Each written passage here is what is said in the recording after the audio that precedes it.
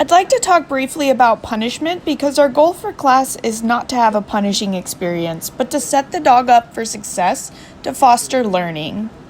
Punishment only suppresses behavior, so owners hope that punishment will stop a behavior, but there's evidence to believe that adding an aversive after an unwanted behavior may just stun the behavior temporarily. Sometimes this causes other issues like displacement because it doesn't address the cause of the behavior, just the expression of the behavior. Punishment is inappropriate for fear and anger responses. Angry or fearful dogs can become worse by punishment. Correction can actually frustrate the dog and escalate the dog's aggression or fear. Ineffective attempts at punishment can actually be a reward. So your dog is in the backyard barking. You open the door and you say, "No, bad dog, come here." And regardless of the shouting, he may have gotten a reward. He may have seen your face, heard your voice, and think, "Hey, they're interacting with me." And it could become a owner, "Come pay attention to me" cue. Punishment only teaches the dog what you don't want it to do. So the dog might stop the punished behavior but begin doing something else wrong. So an example is that a dog leaps about and mugs a bunch of visitors at the door. Mugging is bad, but what do you want the dog to do instead? Sitting is good because it's incompatible with jumping. You can't be jumping and sitting at the same time. So now you can reward at the times when your dog would otherwise be punished. Punishment needs to be consistent, so it should be administered at the first sign of the unwanted behavior and every single time that behavior happens thereafter. If you miss some of the behaviors and do not punish them, your dog will learn that his chances are to play the lottery. Punishment also might not generalize. If your dog is sniffing while you've asked him to heel on leash and you yank the leash, you're hoping that the dog will understand that he shouldn't sniff in a formal heel position.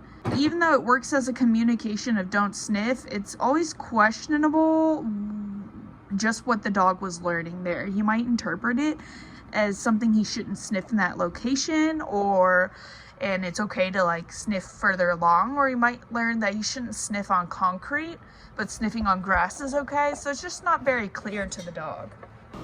Punishment needs to work the first time it's applied. Actions are not having the proper effect if they need to be repeated more than once or twice. The aversive should be delivered within 2 seconds for it to be associated with that specific behavior. We don't live in a sterile environment, so many things are happening all at once in real life, so the dog may not make the association you actually had in mind. The dog might think, "Was I bad for chasing the squirrel? Are you angry because I didn't actually catch the squirrel?" Sometimes they might make a connection like, "Should I not like the child who was there while I was being punished for chasing the squirrel?" Even if your timing is correct, sometimes it doesn't make as much sense as you think it might. Also, punishment should change the dog's behavior. The goal of an aversive is to quickly and permanently change the unwanted behavior, not to let the owner feel better because he has punished the dog. Punishment should be aversive and intense enough to stop the behavior right away the first time. If not, you'll end up escalating the punishment until it's so much stronger and harsher than if you had started at the appropriate level in the first place.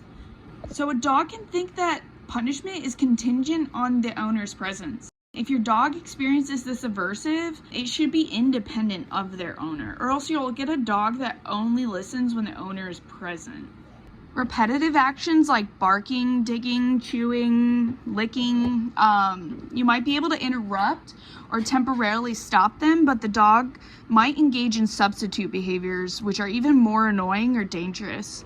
So if you stop a dog from barking, he may begin digging holes, chewing in furniture, or licking on his paws until it's sore.